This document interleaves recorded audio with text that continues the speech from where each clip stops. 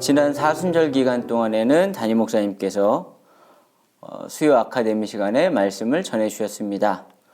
이번 주와 다음 주 두 주간은 저와 정미진 목사가 은혜를 나누도록 하겠습니다. 오늘 창세기 12장 1절부터 4절 말씀으로 강을 건너는 인생이란 제목으로 함께 은혜를 나누도록 하겠습니다. 먼저 말씀 창세기 12장 1절부터 4절 말씀 제가 봉독하여 드리겠습니다. 여호와께서 아브라함에게 이르시되 너는 너의 고향과 친척과 아버지의 집을 떠나 내가 내게 보여줄 땅으로 가라. 내가 너로 큰 민족을 이루고 내게 복을 주어 내 이름을 창대하게 하리니 너는 복이 될지라. 너를 축복하는 자에게는 내가 복을 내리고 너를 저주하는 자에게는 내가 저주하리니 땅의 모든 족속이 너로 말미암아 복을 얻을 것이라 하신지라. 이에 아브라함이 여호와의 말씀을 따라갔고 롯도 그와 함께 갔으며 아브라함이 하란을 떠날 때에 75세였더라. 아멘. 평범하기만 했던 일상 속에 어느 날 갑자기 코로나19라는 전염병이 찾아왔습니다. 그리고 우리의 모든 삶을 근본에서부터 흔들기 시작했습니다. 코로나19로 인해서 전 국민이 사회적 거리두기를 시작한 지 한 달이 되어가고 있고요. 우리도 함께 모여 예배하지 못한 지 거의 2달이 되어갑니다. 평범한 일상이 축복이라는 것을 다시 한번 깨닫게 되는 시간을 우리가 지나가고 있습니다.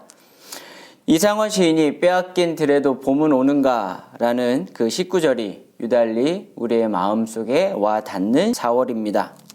사회적 거리두기로 인해서 타인과의 만남을 극도로 자제하고 또 평범한 일상이 평범하지 않게 여겨지던 그런 시간들이 지나가면서 어느덧 봄은 성큼 우리 곁을 찾아오고 지난주에 우리는 부활절을 맞이하였습니다. 부활절을 맞이하여서 우리의 믿음을 다시 한번 점검해 보게 됩니다. 그러면서 아브라함의 믿음에 대해서 생각을 해보게 되고 또 이 아브라함의 믿음과 삶을 통해서 우리의 삶 속에 큰 도전과 깨달음을 얻기를 원합니다.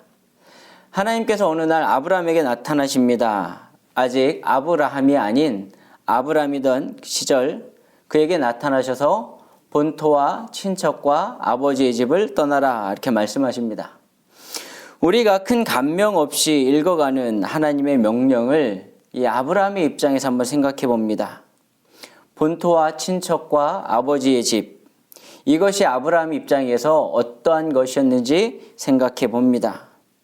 이것들은 아브라함의 입장에서 보자라면 인생의 전부입니다.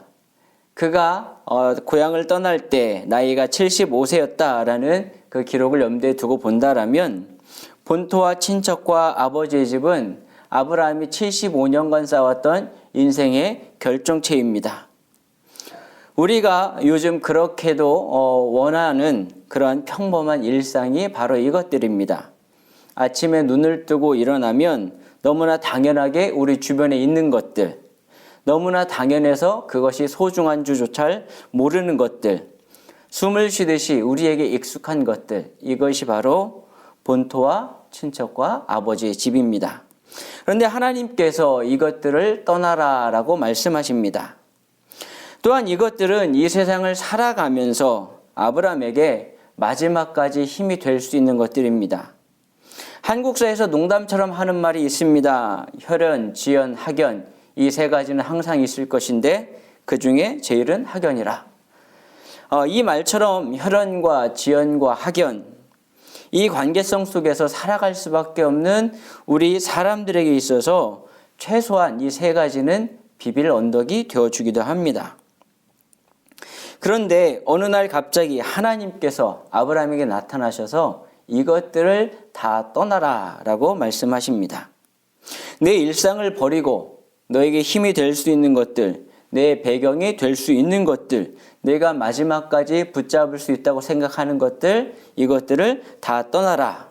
이것이 하나님의 명령입니다. 여러분, 만약 하나님께서 여러분에게 이런 명령을 내리신다라면 여러분은 이 명령에 과연 순종하실 수 있으십니까? 쉽지가 않습니다. 10중 8구 또 거절하기 쉽습니다. 그런데 아브라함이 이 명령에 순종하여 떠납니다. 그리고 이렇게 떠난 아브라함의 정체성을 잘 보여주는 구절이 창세기 14장 13절에 기록이 되어 있습니다. 창세기 14장에 있는 내용들은 조카 롯이 사로잡혀간 사실을 이 도망한 자가 찾아와서 아브라함에게 알리는 그런 내용입니다. 그 중에 13절 말씀을 읽어드립니다. 도망한 자가 와서 히브리 사람 아브라함에게 알리니 그때에 아브라함이 아모리 족속 마므레 상수리 숲을 근처에 거주하였더라. 마므레는 에스골의 형제요 또 아넬의 형제라. 이들은 아브라함과 동맹한 사람들이더라. 도망한 사람이 이 아브라함에게 와서 알리는데 이 아브라함을 가리켜서 히브리 사람이다라고 이야기를 합니다. 여러 종족들이 나오기 때문에 창세기 기록자는 아브라함의 출신을 이야기하면서 히브리 사람이다 분명하게 밝힐 필요는 있었습니다. 그렇지만 이 히브리 사람이라는 이 말은 이 아브라함의 정체성을 분명하게 드러내주는 말이기도 합니다. 1차적으로 이 히브리라는 말은 아브라함의 선조인 에벨에게서부터 유래한 것으로 보입니다. 히브리 또는 이브리 이렇게 부르는데 이 말은 에벨의 자손 이런 의미이기도 하지만 또 한편으로는 이 에벨이라는 말 자체가 히브리어 건너다라는 아바르에서 나왔습니다. 이 아바르라는 말에서부터 나왔기 때문에 이브리라는 말 자체가 건너온 사람들 이런 의미이기도 합니다. 이 건너왔다라는 것, 여기서 건너왔다라는 것은 어떤 강을 말할까요? 바로 유프라테스 강을 말합니다.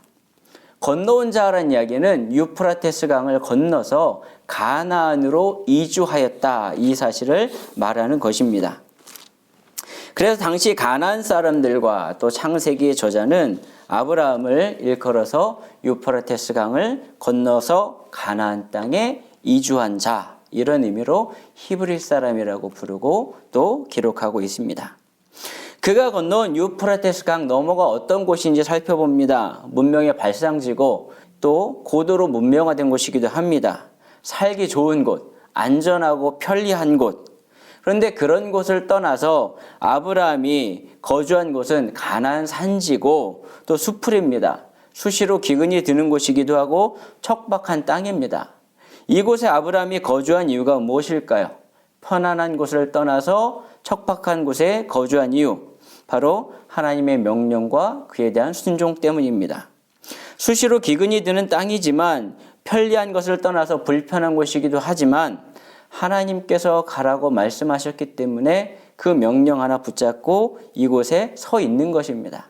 그렇기 때문에 아브라함은 히브리 사람이라는 말 그대로 하나님의 명령을 붙잡고 건너와서 하나님의 인도하심을 따라 살고 있는 것입니다. 그리고 우리가 잘 아는 것처럼 이러한 아브라함의 이야기들은 예수 그리스도에게로 그리고 오늘날 우리에게로 이어지게 됩니다. 예수를 믿는다라는 것이 어떤 의미일까? 부활절을 맞이해서 다시 한번 생각해 보게 됩니다. 예수 때문에 우리의 일상의 편안함, 안전함을 버리고 하루하루를 불안과 두려움 속에서 맞서 싸우는 삶을 살아가는 것, 그것이 아닐까 생각해 봅니다.